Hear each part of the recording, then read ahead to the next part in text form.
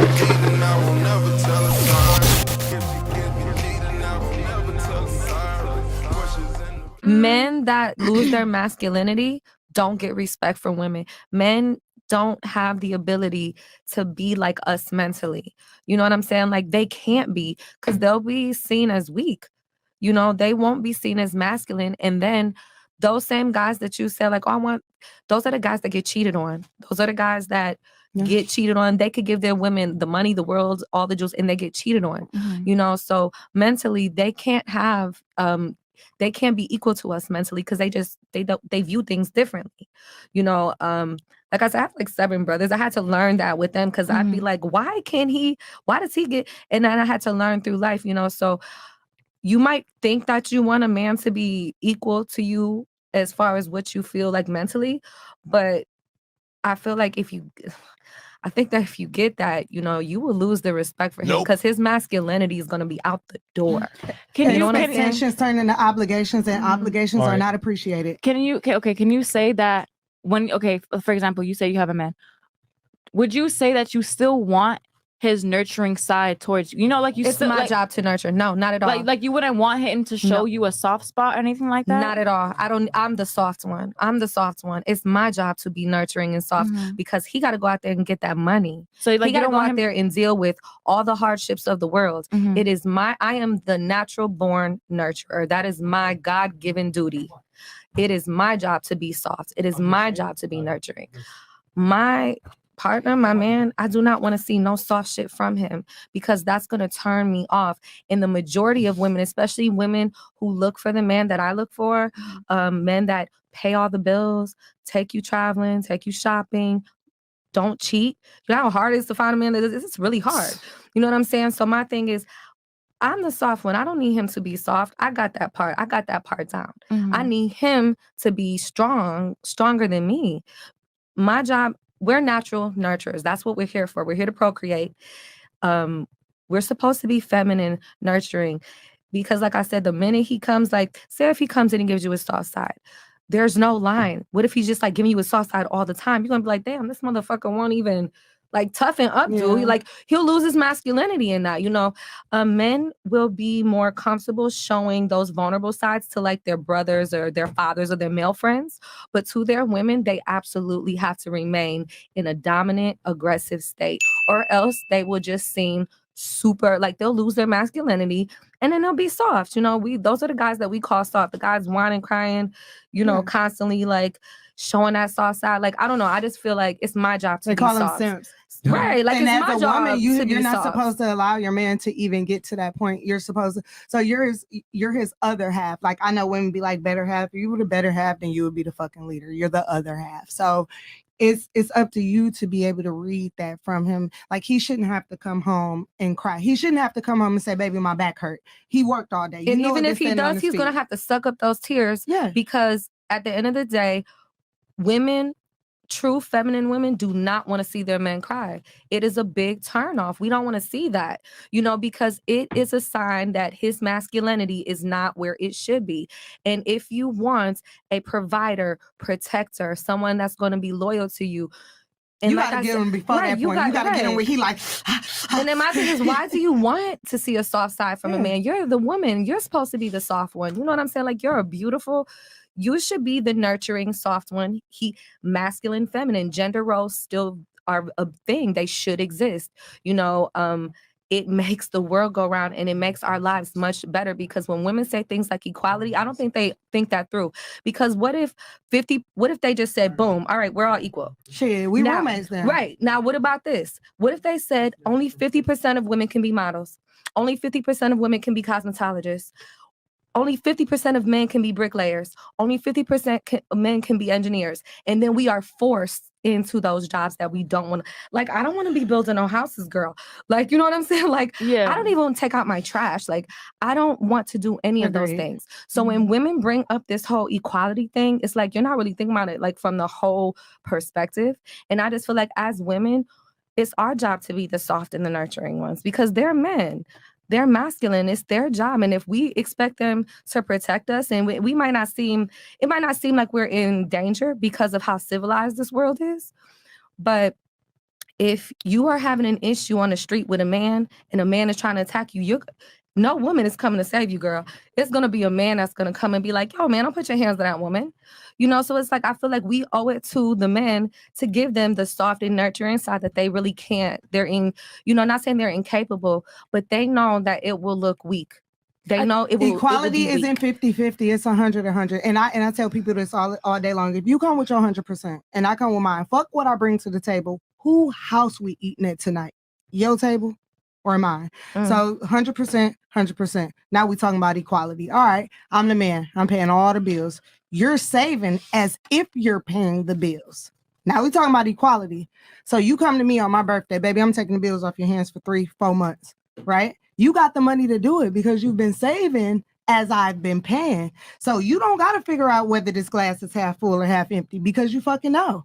Most women don't do that. Let's talk about equality. Now that's equality. If you gonna save the way I'm paying, oh, that's equality. If you got your own table to bring in your own house, that's equality. Fuck bringing the little yams and turkey and all that shit to my table. If I take the screws out this bitch, what happened to your food?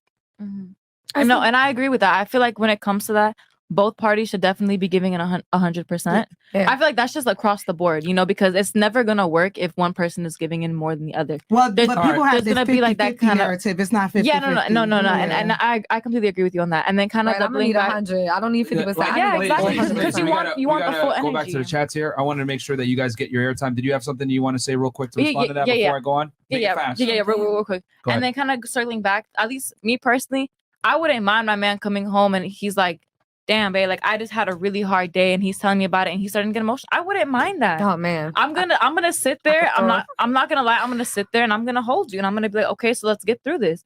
That's just the kind of person I am. Like I don't mind. He had a hard day at work, that's different. But him being emotional about it, even so, I just feel like you're still human. And I like, for example, for my brother, we were raised in a household where it was like if he were to get hurt, he would have cried. It was always, you're a man, suck it up. Yeah. And this and that. And I would go to him and I would be like, hey, if you're hurting and you need to cry, you need to let it out. It's okay. Yeah, because then what happens when they hold it all in and they don't have that healthy outlet? because they it do gets have toxic. it. And Like things they like do that. have a healthy outlet. It just doesn't have to be you. No, but they're the honestly, closest how thing to many them, so. how many outlets can I ask all this? Like, as a man, how many healthy outlets do you have for how you feel about things? There's not many, and I can address that here in a second. There's not many outlets for guys. I tell guys all the time, if you're going to be vulnerable, do it with other men, not around girls. Because women are not in a position to help men with their problems. They don't know.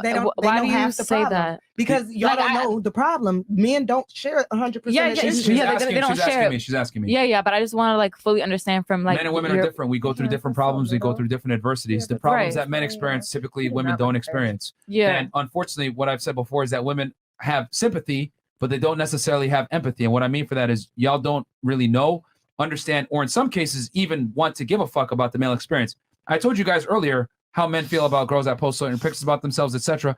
And instead of saying, you know what, you're right, I understand this, this is what men want, you said, fuck it, I'm not changing and I don't agree with it. Well, with all due respect, it doesn't matter if you agree or not. I'm telling you the truth. Whether you want to accept it or not is one thing, but to sit there and say, I don't agree with it, well, that's like me saying, well, I don't agree that women like tall guys. You look at me like I'm stupid. Like, what the fuck is wrong with you? What's the definition of a podcast, basically? Because that's my second time actually going on a podcast. But I want your definition of a podcast. Okay, can I finish answering her thing first? You can answer, yeah. Is that the question that you had earlier? No, I just had this in mind. I just want to answer that. Yeah, so going back to what I was saying, so like that's what it is. So like you don't have to agree with it for it to still be true, if that makes sense. Yeah, I can't speak for men.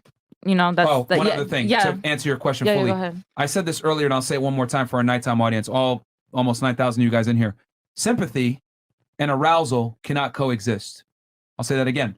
Sympathy and arousal cannot coexist. So if you feel sorry for me as a woman, more than likely you're not going to be aroused by me, because for me to be in a position where you're actually sympathetic for me puts me in a lower class, it puts me below you. Does that make sense? I feel like it depends on where the sympathy comes from, if that makes sense. But a lot of the time, the sympathy is going to come from my own inadequacy as a man 9 out of 10 times. I lost my job. I'm broke. I don't have money. I can't lead you. Sorry, I can't put a roof over your head. I can't protect you, whatever it is. A lot of the time, that sympathy that a woman has for a man, especially a man that she's in a relationship with, is going to come a lot of the time from my inadequacy as a man. Now, if someone dies in my family or whatever, that's different. I can't control that. But a lot of times, it's things that are in my control.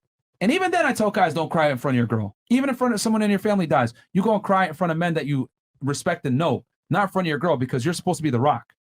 I don't know what it is. We brought plenty of girls on this podcast. When they see their boyfriend cry in front of them in the first time, something inside of them just goes, I don't know. That's also like a social conditioning too, because it's always told like, boys don't cry, like real men don't Incorrect. It's cry, not things social like conditioning. that. It's biology. It's biology. Yeah, It's not biology. No, It's it is. biology. It's the parents. The women tell the men, oh, like the world is against you and all this. And then the dads be like, if you don't do this perfectly, then you're a failure. Nobody tells this man that failure is a part Hold on. success, Let me like, stop you at real all. quick. But then that's how what you're you just raised, mentioned though. was that goes that- back to Conditioning. But that's biologically because it's No, coming that's from not your parents. biology. No, That's a what you- generational thing from society. That's That's not conditioning. biology. Okay, so let me take it a step Okay. back. What she mentioned is, yes, the social conditioning, but where it stems from is because men are looked at to be providers and leaders and resource Right, gatherers. right. Also So if conditioning. I cry, Also from history. no. Exactly. But But why, that's though? like Yeah. from Hold on. years of history. Hold on.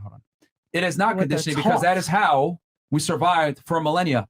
Men would go out Absolutely. and hunt and gather, bring the excess resources to women. Men are only valued and respected if they can create excess resources. Okay? Back then, it was food, maybe a place to stay, shelter. Now, it's money and status. So, men have to provide more resources than they consume. Why? Because we're looked at as the breadwinners. That's because So, they love themselves. through Let me other finish. people. Please let me finish. Don't interject anymore.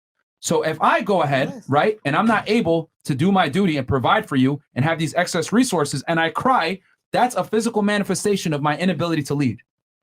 The world has punched me in the face so hard that I'm not sure where I stand as a man anymore. And you as a woman, biologically dependent upon me, seeing me cry, that's going to turn a certain thing in your brain to say, this motherfucker isn't sure about where he stands in the world. Wait, I'm supposed to have a kid with this guy? Wait, this guy's I'm dependent upon this guy for survival? Oh, vagina dries up. Let me find a stronger man. This is why since the beginning of time, sultans, kings, conquerors have had hordes of women. Why? Because women knew I have to share this man sexually, but guess what? He's going to safeguard myself and my children. That's what matters. I'm going to put my ego to the side for survival. Only in this modern day clown world that we're in now, women sit there and say, you shouldn't cheat on me, man. That goes against biology. Women have shared men since the beginning of time because women understood my security long-term is more important than my personal ego with him fucking other girls. It's just now in modern day times, women have the ability to say, I'm not going to accept cheating. But let's say the electricity went off right now. We didn't have all this food brought to us, all this clean water. You're going to align yourself with the strongest man that can protect you and your family. That's what you're going to do. You're going to align yourself with that guy. And if he happens to fuck these other girls, you're going to accept it because your survival is contingent upon that. Personally. And Anyway, it makes continuing them on. stronger, actually. So you're saying form of you'll accept a courage. guy that's going to cry, but if a guy cries, your bird brain is hardwired to be like, this guy's a bitch. Well, It's not If- though. no, I've had it's men cry in exciting front of me, to- and that was never anywhere near. Are you Yo, with those guys that's right what I now? thought. Hold on. Let me ask you a question. Those men that cried in front of you, where are they now? They're not here, Exactly. but that's not of my choice. It's just things Did you break up happen. with them or did they break up with you? I ended things with them. Okay. And not it was because your of choice, that. but it was a component. No, it was not. That the emotional part of it was had nothing to do with that. Them crying was just a microcosm of other deficiencies that they had in their masculinity. Maybe they couldn't provide. Maybe they were broke. Maybe they were Maybe for fat. some women, Maybe but they that were wasn't the soft. case for me. You broke up with them, which proves my point. You're not I with broke them up anymore. with them because of selfishness and because I was being done dirty, not because they were emotional to me. There's a big difference I between love that. when girls say, I love guy that can cry. I say, where is he? And they say, oh, I broke up with him. Proves my But point. people every come single in and time. out of your life. You can't use that specific example to justify that. Like, you It was a component. it was not a component though. That's what you're assuming and what you're putting onto it though. It may be for some women, I'm not denying that. Some women will definitely say that was a deal breaker for them.